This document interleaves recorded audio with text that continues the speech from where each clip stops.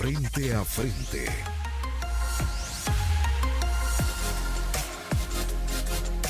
Qué bueno que nos sintoniza tan temprano. Buenos días y bienvenidos a Frente a Frente. Les saluda Moisés Urbina. Esto es Telecorporación Salvadoreña en el martes 6 de julio del 2021. Un gusto recibir aquí en el estudio al licenciado Eduardo Escobar, director ejecutivo de Acción Ciudadana. ¿Cómo ha estado, licenciado? Buenos días, Moisés. Gracias por el espacio. Siempre un gusto. Iniciativa gubernamental de reforma constitucional, estado de la institucionalidad del país y todos los temas de coyuntura del momento, los que vamos a abordar con nuestro invitado en los primeros 45 minutos. También la invitación a que se mantenga pendiente, aproximadamente desde las 7:15 estará el licenciado Jorge Castro, el diputado de la Asamblea Legislativa por Nuevas Ideas. Coyuntura legislativa, el caso de las ONG y los sobresueldos, que es el tema del momento en la Asamblea Legislativa. Gracias por acompañarnos, buenos días y bienvenidos en este martes. Licenciado, una vez más el agradecimiento que nos acompañen tan temprano en este día. Hay un momento que muchos califican de incertidumbre e inseguridad en el país, le agregan el jurídico en algún momento, entre comillas. ¿Cuál es la opinión que tiene usted del momento que vive El Salvador? Bueno, sin duda yo creo que dentro de las inseguridades que tenemos, la ciudadanía en general, se agrega, como usted bien lo señala, este elemento de la inseguridad jurídica. ¿Y qué es inseguridad jurídica? O mejor dicho, ¿qué es seguridad jurídica? Bueno, es la certeza de que las condiciones sociales no van a ser alteradas por leyes o por diferentes cuerpos normativos, y en esa medida yo puedo proyectar mi vida. Es decir, en este momento, por ejemplo, yo sé que tenemos el derecho de propiedad privada, el derecho de libertad de expresión, entonces en función de eso yo organizo mi vida para, obviamente, tener una vida digna, etcétera, etcétera, cumplir mis fines como persona humana. Entonces, digamos, eso es seguridad jurídica, que las leyes no van a alterar el estado de cosas, o las normas jurídicas no van a alterar el estado de cosas, y así yo puedo tomar decisiones. Tomar decisiones, exacto, de cara al futuro. Entonces, la inseguridad jurídica es obviamente esa ausencia de esa certeza de derecho, de esa certeza de que las condiciones no van a ser alteradas abruptamente. Entonces eso obviamente afecta las proyecciones futuras que uno pueda tener tanto a nivel personal, profesional o a nivel, por ejemplo, organizacional. Entonces, esa situación se ha venido generando, y aquí creo yo que hay dos actores fundamentales que han generado esta inseguridad jurídica. El presidente y la Asamblea Legislativa han venido alterando la estabilidad jurídica del país, obviamente de forma indebida. Porque obviamente no hay que pensar que las leyes son inmutables y son escritas en piedra y son para siempre. Sin duda se puede reformar, se puede cambiar el estado de cosas, pero digamos dentro de un margen previsible, dentro de un margen que le dé seguridad jurídica a las personas. Veamos el tema del Bitcoin. Se anunció un sábado y el martes estaba aprobado. Entonces, ese tipo de situaciones, o la destitución de los magistrados de Sala de lo Constitucional y del fiscal, se sucedió pues en un par de horas. Entonces, todo ese tipo de cosas no abonan y son las causantes de inseguridad jurídica que en este momento estamos viviendo como país. Una inseguridad jurídica que podría llevar, algunos aseguran que los momentos de negociación con el Fondo Monetario Internacional se encuentran en un momento de pausa, por no dar una palabra un poco más difícil. ¿Usted qué ha escuchado? Que están congeladas las conversaciones, que se ha detenido por el Bitcoin. Por el tema del Bitcoin, y que no se le, entiendo yo, que no se le consultó en la forma debida al Fondo Monetario, ni se le avisó, entiendo yo, de esta medida que se iba a adoptar. O sea, que estaba dentro del plan del gobierno, en el corto plazo, implementar esta medida. Entonces, eso, hasta donde yo he escuchado de economistas, tienen congeladas esas conversaciones.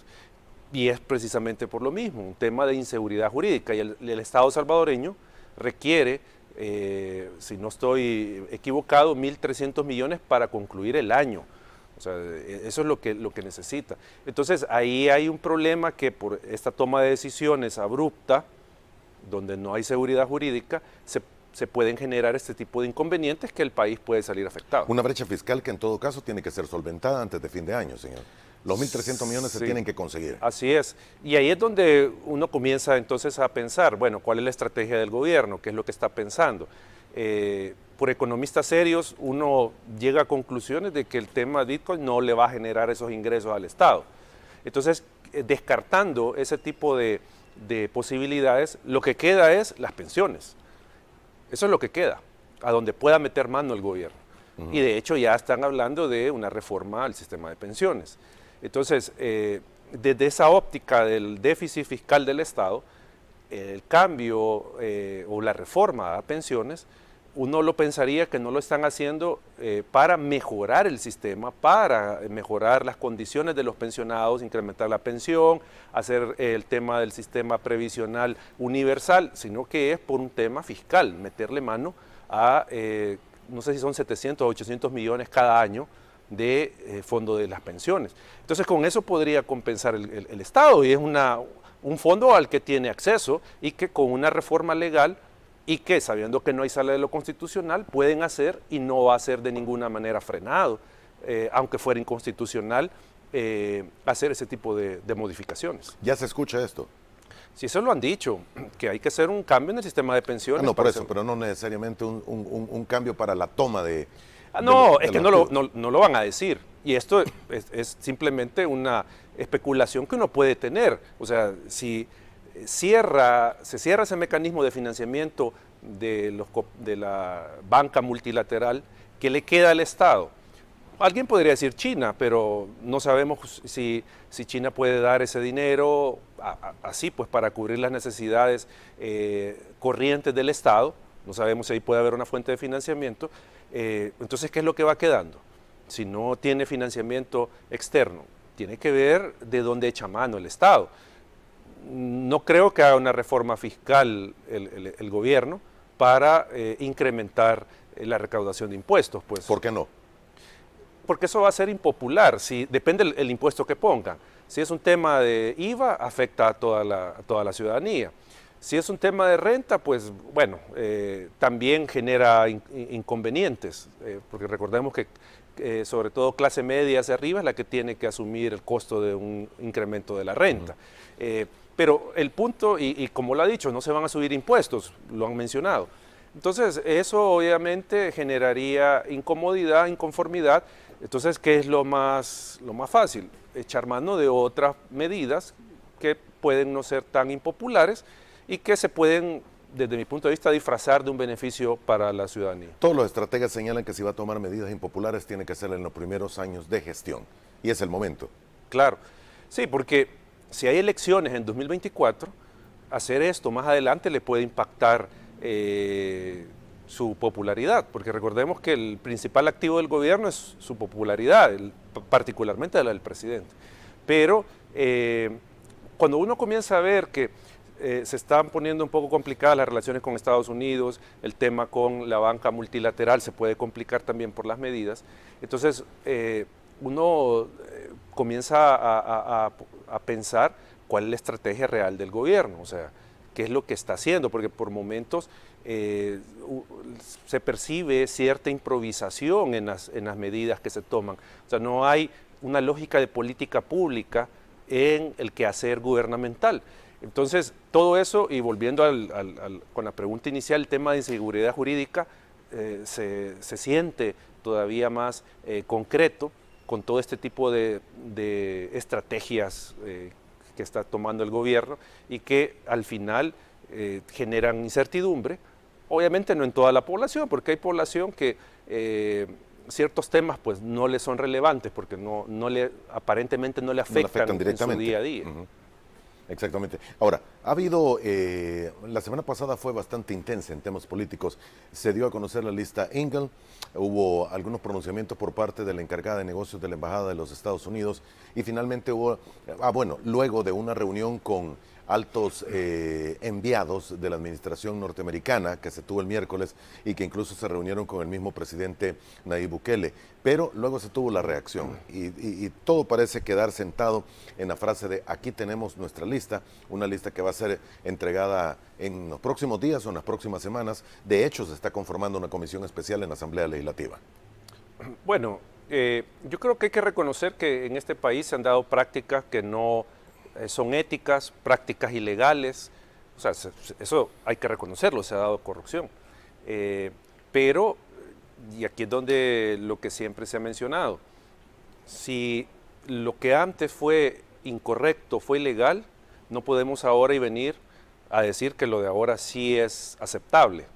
Y eso lo digo porque si van a investigar, si van a crear una lista propia con actos de corrupción, pues yo creo que ahí deberían de estar muchos de los funcionarios actuales. Y no lo digo porque sociedad civil o porque la anterior fiscalía lo señalaba. No, veamos quiénes, y eso lo decía el comisionado Sisíes, el comisionado Chaeta. Habían 13 casos o 12 casos de funcionarios actuales del gobierno por un manejo irregular y probablemente ilegal de fondos en la pandemia. Corte de Cuentas ya había señalado un par también de funcionarios, o de, mejor dicho, de ministerios, donde habían irregularidades, agricultura, salud, sí, creo que economía. Entonces, si vemos eso, que el Corte de Cuentas había señalado, si CIES tenía 12 casos que había trasladado a la Fiscalía de funcionarios actuales, ¿por qué omitir a estos funcionarios? Si hay un compromiso del gobierno, del presidente, de combatir la corrupción, venga de donde venga y sea quien sea. ¿Por qué estar ocultando a sus señalados por la lista? ¿Por qué? Tendría que investigarse. O sea, así como se puede investigar la corrupción anterior, que está muy bien que lo hagan, que determinen responsabilidades y lleguen al fondo de los asuntos, pero también no debe de obviarse la posible corrupción que diferentes instancias están señalando de actuales funcionarios del gobierno. O sea, esa es la verdadera lista, la que incluye a todos, no solo la que el gobierno quiera crear, porque aquí también hay que tener en cuenta que hay una narrativa del gobierno de querer desacreditar la lista Engel y sacar casos que está bien que lo saquen, o sea, hay que investigar, pero casos del pasado, con el tema de los sobresueldos, por ejemplo. Están sacando todos esos temas como una forma de distraer la atención pública de los problemas que actualmente hay, porque hay que tener en cuenta algo. Como digo y reitero, hay que sancionar la corrupción anterior, sí, pero si veamos por el tema de prioridades, estas personas que están actualmente al frente del gobierno y que han sido señalados en diferentes espacios, diferentes instancias de que probablemente han cometido corrupción, ellos están ejerciendo poder. Ellos son prioridad de que habría que separarlos de los cargos, porque están ejerciendo poder. Los otros ya no ejercen poder. Hay que investigarlos y si tienen que reintegrar algo o pagar alguna pena, pues que lo hagan, ¿ya? Pero quiero hacer énfasis en que no es lo mismo el que gobernó hace un par de años, que debe de perseguirse, al que está gobernando. Entonces, a nuestro juicio, las prioridades tendrían que ser en este momento de aquellos que están ejerciendo poder. No sé si me equivoco, pero los que habrían sido señalados, los que han sido señalados en la lista Engel, pareciese que ya no están en funciones completas del Estado, por lo menos en la posición en la que estaban antes de que se conociera. Pero o han sido apartados, han sido callados, han sido marginados. Pues sí, pero siguen ejerciendo el cargo. Hasta donde sabemos, por ejemplo, solo Rogelio Rivas y el anterior ministro de Agricultura. Pero entendía que estaba como asesor del ministerio, no sé, algo similar escuché. Pero más allá de que estén o no separados del cargo, pero el punto es que hay un compromiso del gobierno de combatir la corrupción. Y eso le vendió a la gente. Eso le dijo a la gente con el devuelvan lo robado. Entonces, estén o no ejerciendo el cargo, ¿por qué va a permitir que estas personas, si se apropiaron de fondos públicos, queden como que sin nada? ¿Por qué no se inicia una investigación? ¿Por qué el fiscal impuesto por el presidente señalaba de que lo que allá puede ser delito aquí no es y nosotros no vamos a pedir que nos respeten la soberanía? Pues un delito es un delito, tiene que perseguirse. Entonces, por eso digo, y hago un llamado a la ciudadanía que nos ve, es que la verdadera lista es la que incluye a todos los corruptos, no solo la que el presidente quiere presentar o la que la bancada de Nuevas Ideas quiere señalar, sino que todo funcionario que haya hecho mal uso de fondos públicos tiene que estar en esa lista, sea de este gobierno o de los anteriores. O sea, de los anteriores. Hay alguna pregunta de los amigos televidentes. Peter nos dice, si está hablando que el gobierno podría tomar medidas impopulares, ¿no sería impopular tocar las pensiones del gobierno, como lo señaló? Es que el punto acá es que, recordemos, hay un descontento ciudadano con las AFPs. Y esto desde el inicio se señalaba por el tema del cobro de la comisión, por el tema de la pensión baja, etc. Esas, digamos, son las razones, y igual yo no quiero hablar ni en favor ni en contra de las AFP, sino que digo, ese es el descontento que está instalado en la población. Y se ha hecho creer, y digo, se ha hecho creer porque no sé si eso es real o no, pero se ha hecho creer que eliminando las AFPs y volviendo público el sistema, esos problemas desaparecen. Ese es el imaginario que se le ha construido a la ciudadanía. Entonces, si el gobierno viene y dice, bueno, vamos a dejar la AFP, pero vamos a crear una AFP nacional, si lo creamos, si vemos ese escenario, por ejemplo, la ciudadanía lo puede ver bien y puede aplaudir y decir, al fin, le estamos quitando el negocio a la AFP y el gobierno el que lo maneja. Hasta ahí se puede quedar la ciudadanía y ve que es una medida positiva. Hasta ahí se puede quedar. Pero el punto es, ese dinero lo va a administrar el gobierno. ¿Qué va a hacer con ese dinero? Y esas fueron de las causas que llevaron a la quiebra técnica del Seguro Social, la malversación de los fondos, la utilización indebida de los fondos, etcétera, etcétera. Todo lo que hizo quebrar el sistema público. Entonces, vamos a volver a lo mismo, a una administración que está sedienta de fondos y que probablemente no tenga restricciones de inversión, porque recordemos que las AFP y el fondo de pensiones tiene un límite de lo que se puede invertir, tiene un límite de riesgo también, no puede invertir en cualquier cosa, pues hay parámetros de inversión. Pero ya teniendo el Estado el control de las AFP o del fondo, o de parte del fondo, ¿qué límite va a tener? Entonces ahí es donde yo digo, puede parecer una medida positiva para la ciudadanía, o al menos le cumple ese deseo de que ya no sean las AFP las que tengan el negocio de las pensiones, aunque pueda generar un problema mayor con una mala administración de esos fondos, por ejemplo.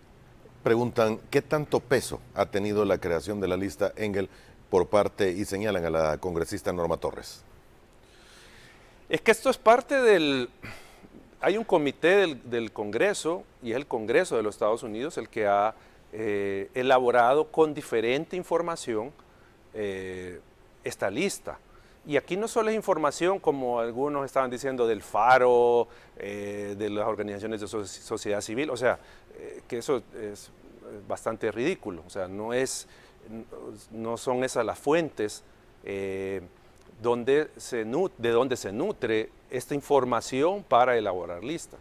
Hay diferentes instancias donde se puede obtener esta información. Entonces, querer señalar que esto es de la congresista Norma Torres, o sea, creo que es también una forma de querer desacreditar el contenido de esta lista. O sea, hay que verlo como una acción del Congreso de los Estados Unidos, no de una congresista. Recuérdense lo que decía el mismo presidente. Si son 500 congresistas y en otros son 100 senadores, o sea, ¿cuántos son en el Congreso de Estados Unidos? ¿Cuántos funcionarios? Para creer que una persona es la que incide en el manejo de toda la política del Congreso. Claro. Dice Adriana, para Eduardo Escobar no es prioridad investigar la corrupción de sobresueldos ni ONGs de fachada. Caso Taiwán, la población brindó respaldo a la nueva bancada para que investigara todo lo que esté impune en el pasado por favores políticos entre los dos partidos mayoritarios. No, yo lo que dije es que hay que investigar, hay que sancionar a los que tengan alguna responsabilidad. Eso es lo que dije. Lo que estoy diciendo es también que no es lo mismo el que tiene en este momento el uso de los fondos, el que toma las decisiones, que aquel que ya salió de la administración. Y con esto no quiero decir no lo investiguen, no lo juzguen, háganlo. Se debe de hacer. Lo que estoy diciendo es que los que están manejando fondos, los que están tomando decisiones y que están señalados por posible corrupción son los que deben de ser separados e investigados también. O sea, se debe investigar a todos, hay que incluirlos a todos. Yo no estoy diciendo que excluyan a alguien. Así que parece que la amiga o amigo no escuchó bien todo lo que se dijo. Todo el comentario. Mauricio Castro nos dice, el fiscal puede actuar cuando se le presenten pruebas. Y es lo que ha exigido. Públicamente fue lo que dijo ayer el fiscal. Sí, pero Vamos a evaluar si nos entregan las pruebas. habría que ver cuántos del listado están en los casos que remitió la CICIES, por ejemplo.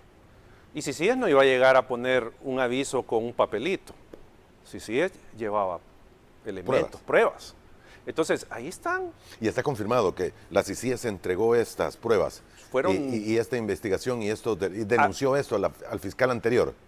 Sí se hizo, sí se presentaron los avisos y la documentación que respaldaba. No sé hasta dónde, digamos, cuánta documentación, o sea, eso es desconocido porque no se conoce. Pero sí tiene ahí la Fiscalía el conocimiento, al menos el conocimiento, el aviso, si lo queremos ver, la noticia del crimen la tiene la Fiscalía. Ya con eso puede investigar y si hay alguien señalado en la lista, ¿qué más requiere el fiscal? El fiscal de facto, ¿qué más requiere? Si ahí tiene lo que la CICIES le pudo haber dado. No sabemos si Corte de Cuentas remitió, porque recordemos, Corte de Cuentas en la pandemia había detectado, no me acuerdo si eran 100.000 casos, o no me recuerdo la cifra, de personas de DUI repetidos a las que se les había hecho doble depósito de los $300. O sea, lo que quiero decir es que hay elementos en las diferentes instancias estatales para investigar si hay o no corrupción. Entonces, estar esperando un aviso. Si la Fiscalía puede actuar de oficio, tiene esa facultad de investigar de oficio, al solo conocer la noticia de un crimen, lo puede hacer. ¿Qué está esperando? No sé si es impresión que me quedó a mí, pero me quedó la idea por las declaraciones de la embajadora y también las declaraciones sobre todo que dio la comisión de alto nivel que vino y se reunió con el presidente Bukele, que prácticamente se podría haber llegado a un entendimiento en el que se iba a pedir la colaboración de Naciones Unidas para una nueva comisión que investigara hechos de corrupción en el país. Sí, también habló de un plan de acción conjunto que se iba a implementar. Bueno, no tenemos detalle de el alcance y el contenido de este plan de acción. Pero por el tema, por ejemplo, ONU, yo no sé si Naciones Unidas va a querer sumarse a un esfuerzo de este tipo, teniendo ya el antecedente CICIES. O sea, lo que muestra el tema CICIES es que no tenemos un gobierno serio que cumple los compromisos por la forma en que fue expulsada CICIES, en que salió CICIES. ¿Ya? Entonces yo no sé si Naciones Unidas se va a jugar también su prestigio de prestarse a lo que quería el presidente, porque así lo dijo el comisionado Chaeta. No lo dijo el comisionado, sino que él fue el comunicado de la OEA, donde señalaba que el presidente lo que quería era que se persiguieran solo la corrupción de gobiernos anteriores, a la oposición. ¿Ya? Entonces, yo no sé si Naciones Unidas se va a prestar a ese juego, va a querer prestarse a este show anticorrupción que puede levantar el gobierno. Porque en este momento, bien podría ser otro distractor el sacar de nuevo el tema de, bueno, vamos a llamar a Naciones Unidas para que conformemos una verdadera CICIES. Ese puede ser otro distractor y decirle a la gente, sí, estamos comprometidos con el combate a la corrupción. Pero digo, yo que Naciones Unidas me lo pensaba, querer arriesgar prestigio, recursos en una aventura en El Salvador donde no hay un gobierno serio que esté comprometido realmente en el combate a la corrupción. Con organizaciones como la suya, de Acción Ciudadana, ¿hubo reunión por parte de la comitiva de los Estados Unidos? Sí, nos reunimos con la comitiva, también representantes de, Acción Ciudadana, FUSADES, DTJ, y se me ha olvidado el nombre, que está el doctor Florentín Meléndez. Nos reunimos con ellos, obviamente para plantearles nuestra visión de país y en qué puede colaborar las organizaciones de sociedad civil en el tema de el fortalecimiento del Estado de Derecho y el combate a la corrupción. ¿En qué término fue la reunión? Bueno, obviamente fue en términos de escucharnos.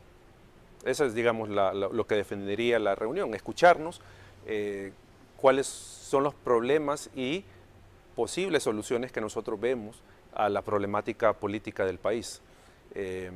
Obviamente, no podemos hablar más de lo que se dijo en la reunión, pues, porque sí se nos pidió que... Confidencialidad. Confidencialidad, pero lo que quiero decir es que sociedad civil en esa reunión fue propositiva. Y eso es lo que siempre ha venido siendo sociedad civil, porque aparte de que nosotros cuestionemos las cosas, y no solo de este gobierno, de gobiernos anteriores, también sociedad civil es abundante la propuesta que desde sociedad civil se genera. Y eso lo hemos venido haciendo desde diferentes instancias, en diferentes ámbitos, diferentes temáticas, sociedad civil propone. Y eso es lo que nosotros hicimos en esa reunión, proponer vías de acción, rutas de acción donde puede colaborar sociedad civil, siempre en la ruta de que se fortalezca el sistema democrático. Licenciado, Acción Ciudadana es una ONG. Claro. En el pasado no ha estado involucrada con ninguna entrega de fondos por parte del Estado ni de la Asamblea. Así es. Acción Ciudadana nunca ha recibido fondos públicos del presupuesto general de la Nación, entonces no está involucrada en ese tema de las ONG. Incluso, Moisés, en 2016, Acción Ciudadana llevó un aviso a la Corte de Cuentas de la República con algunos datos para que se comenzara a realizar auditorías a los fondos que se le habían entregado a las ONGs. Nosotros no es que estábamos en contra de ninguna ONG ni nada de eso, o sea, pues somos una ONG nosotros. Pero sí señalábamos en 2016, y eso lo puede buscar la ciudadanía, que era necesario que, en primer lugar, se verificara si era legal ese procedimiento de asignación de fondos, en primer lugar, por parte de la Asamblea. Que de hecho, si no mal recuerdo, el doctor Portillo Cuadra presentó una iniciativa para regularizar esto, que no se quedara en el limbo si era legal o no hacer este tipo de aportes. Eso era uno. Lo segundo que nosotros pedíamos era que se rindiera cuentas de los fondos que se le habían entregado a estas ONGs. Independientemente de la finalidad, o sea, nosotros no íbamos con ningún tema en contra de organizaciones, sino que simplemente que se garantizara que los fondos que se le habían entregado a las organizaciones se habían utilizado adecuadamente. Porque recordemos que ahí salió la ONG de la esposa del diputado Gallegos. Entonces, nosotros ante esos hechos es que señalábamos la necesidad de hacer este tipo de auditorías.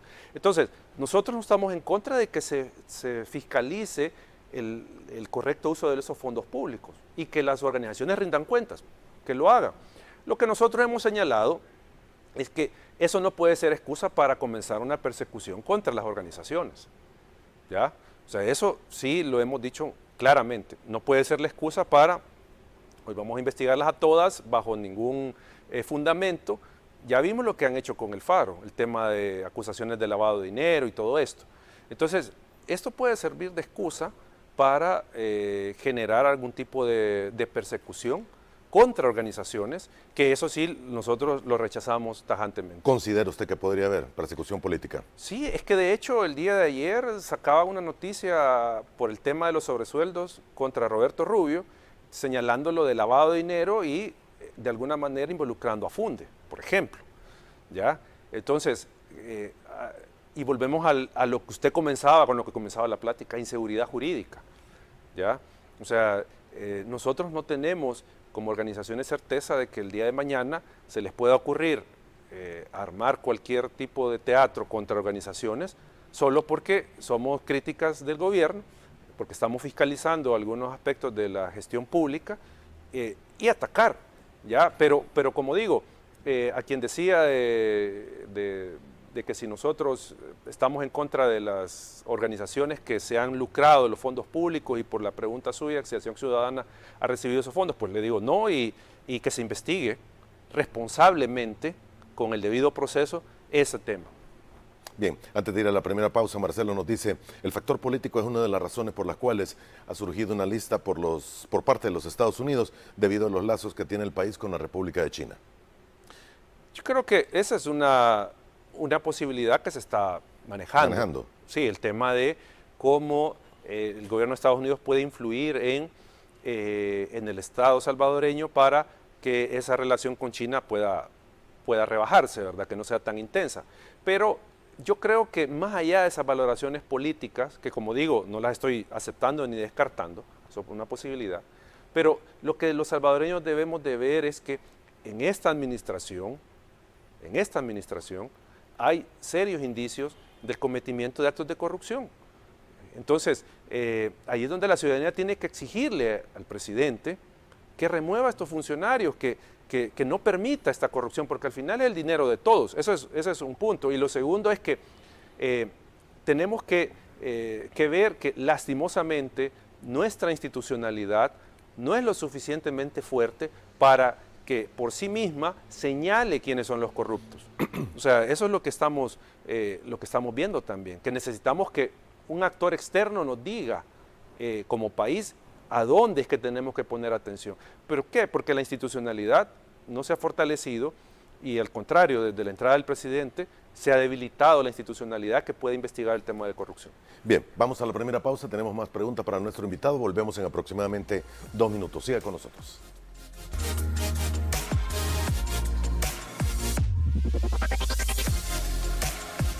Bien, gracias por continuar con nosotros en nuestro primer espacio. Esta mañana el licenciado Eduardo Escobar, director ejecutivo de Acción Ciudadana. Hay muchas más interrogantes de los amigos televidentes. Antonio Reyes nos dice, buenos días, ¿podría preguntarle cuál es su posición con relación al embargo que se ha hecho al Partido Arena? Bueno, en este caso, lo primero que hay que decir es que no hay claridad de qué figuras le están aplicando. Y digo esto porque se ha conocido información, o sea, yo no tengo información directa de alguna fuente, pero lo que se ha conocido en los medios es que no se sabe si era embargo, allanamiento, si tenían o no la orden, porque hay, no sé, al menos a mí, por las noticias que he escuchado, hay una serie de dudas de qué procedimiento siguieron. Pero igual, el punto es, si hay determinada una responsabilidad por una persona jurídica, en este caso un partido político, pues que se proceda conforme a la ley. Eso es lo que se puede decir. O sea, más allá de conocer las interioridades del caso, pero si hay responsabilidad, que se proceda, ¿ya? Pero, aquí es donde siempre lo decimos, guardando el debido proceso. Eso es lo que se debe de observar y exigirle a las autoridades. Eso podría mencionar del caso.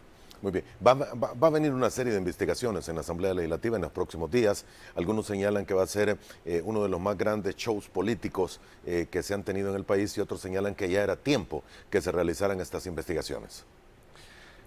El hecho de que sea necesario investigar corrupción no quita el hecho de que el gobierno y la bancada de Nuevas Ideas hacen un show, lo hacen más grande de lo que en realidad es el asunto. Y esto lo que hace, a nuestro juicio, es enturbiar la finalidad que pueda tener este tipo de investigaciones. Nosotros sabemos que lo hacen por un tema político, un tema de terminar con la oposición, pero el punto es que si ellos se mantuvieran dentro de cierto margen con estos temas, no haciendo este show, porque veamos lo que pasó con el tema del Partido Arena. Llevaron no sé cuántos antimotines, o sea, era la foto que quería el gobierno, era la foto que quería. Entonces eso al final termina contaminando, como digo, lo legal, lo que corresponde. Entonces, lo mismo con el tema de la Asamblea Legislativa. Si se hiciera dentro de ciertos rangos este tipo de procedimientos, yo creo que fuera menos el señalamiento que se le hiciera a la Asamblea de estar haciendo un espectáculo. O sea, por eso, insisto, el tema acá es respetar el debido proceso. Eso es lo que se esperaría que se haga dentro de la Asamblea Legislativa. Con cualquier tema, con cualquier tema. Si es el tema de sobresueldos, pues... y aquí viene algo curioso.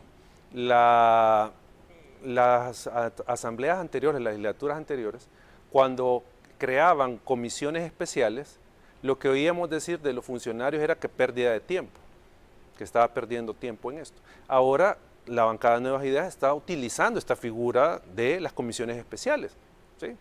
Que es una herramienta que tiene el legislador. Es una herramienta válida. Una herramienta válida, pero antes no, ahora sí. Pero más allá de ese tema, el punto es que al final lo que nosotros consideramos que es lo más, lo que se debería hacer es que si Casa Presidencial tiene datos sobre sobresueldos, por ejemplo, que se lo ponga a conocimiento de la Fiscalía, que es la Fiscalía la encargada de investigar.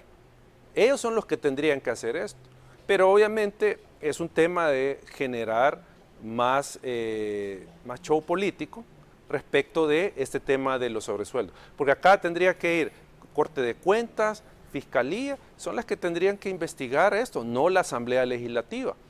Entonces, por eso uno dice, algunas comisiones especiales que hicieron las legislaturas anteriores eran innecesarias. Igual vemos ahora muchas de estas comisiones, o estas que están creando, innecesarias, porque digo, si hay sobrados elementos para imputarle una responsabilidad a alguien por un delito, pues que se vaya a la Fiscalía. Ya, pero sabemos que es parte de la lógica del gobierno hacer este tipo de escarnio público contra los opositores. Un amigo televidente menciona de que ya había una sentencia, él no está seguro si de Cámara o de Sala, sobre lo que había sucedido con los 10 millones de dólares de Taiwán, y que parece que no había una responsabilidad por parte del partido Arena, y que se está obrando de una forma fuera de la ley en el caso del allanamiento. Habría que revisar, yo no puedo opinar con propiedad porque no conozco el caso, pero entiendo que acá están, o lo que se ha dicho es aplicando la ley de extinción de dominio, ¿ya? Y por eso supuestamente el tema del embargo. No quisiera opinar más porque desconozco el caso y qué leyes le están aplicando, por lo que yo mencionaba. O sea, hay, al menos en medios de comunicación, hay una serie de datos que tienden a confundir y que, como digo, si yo no tengo información de la fuente, sería irresponsable decir si está bien o no está bien hecho eso. Luis Alegría nos dice, si usted lo invita a la comisión de la Asamblea que está investigando los casos de las ONGs, ¿va a acudir al llamado? Sí, pero no sé por qué me tendrían que invitar a mí. O sea, yo no tengo información de ONGs. Nosotros cuando interpusimos ese aviso a la Corte de Cuentas, lo hicimos con base a los presupuestos que aprobó la Asamblea Legislativa. O sea, nosotros de ahí tomamos los datos. O sea, no es que nosotros tuviéramos datos fuera de lo que se había aprobado en la Asamblea. O sea, en el mismo presupuesto general de la Nación estaban las transferencias a diferentes ONGs. Entonces, digo, no tendría ningún sentido que me llamen a mí para... No, y si lo llamaron para preguntarle sobre su ONG. Ah, sí, claro, sí. Nosotros no hemos recibido fondos públicos. O sea, ellos tienen ya el listado. 380 o no sé cuántas ONGs que recibieron fondos públicos. Nosotros no estamos ahí, entonces por eso digo, no tendría mucho sentido que nos llamen a nosotros, pues. Pero igual, si llaman, es obligación asistir, pero no creo que eso lo hagan, pues. Muy bien, revisando y valorando esas 380 ONGs, ¿hay ONGs que valía la pena entregarles dinero del Estado? Sí, si uno comienza a ver, creo que estaba la Liga del Cáncer, otras ONGs, no, se me han ido los nombres, pero hay que recordarle algo a la ciudadanía. Con base al derecho de organización, la ciudadanía puede conformar diferentes asociaciones o fundaciones para cumplir determinados fines, ¿sí? Eso es un derecho constitucional que se puede realizar. Y en esta medida se crean ONGs para atender fines de Contraloría Política, transparencia, medio ambiente, temas de salud, y dentro de las ONGs que están como receptoras de fondos públicos, hay de toda esa variedad de ONGs, que se dedican a temas de salud, a temas de educación, etcétera. Uno lo que podría cuestionar es que por qué no el Estado asume esta responsabilidad. Eso es lo que uno podría cuestionar. Pero si uno revisa ese listado, hay organizaciones que sí han tenido una labor que beneficia a la ciudadanía. Ahora, no obstante el beneficio, lo que sí es exigible es que rindan cuentas, ¿ya? O sea, no hay que ver peleados el beneficio para la ciudadanía con la rendición de cuentas, ¿ya? O sea, si yo he utilizado adecuadamente los fondos públicos para beneficio de la sociedad, ¿por qué no puedo rendir cuentas? Debo de rendirlas. Y no estoy diciendo que las ONGs que han tenido una labor que beneficie a la sociedad no quieran rendir cuentas, no he dicho eso. Pero el punto es que todas están obligadas a rendir cuentas. Todas las que han recibido fondos públicos. Muy bien, termino con esto. Luis Armando Bonilla nos dice: Moisés, buenos días. Ante la posible investigación sobre préstamos por pandemia, el presidente Nayib Bukele ordenó reserva del caso por un periodo de 15 años. No va a haber investigaciones. Esa es otra de las señales que la ciudadanía tiene que tener presentes respecto del compromiso del gobierno con la investigación, la prevención y la sanción de la corrupción. ¿Por qué está el gobierno reservando este tipo de información? ¿Ya?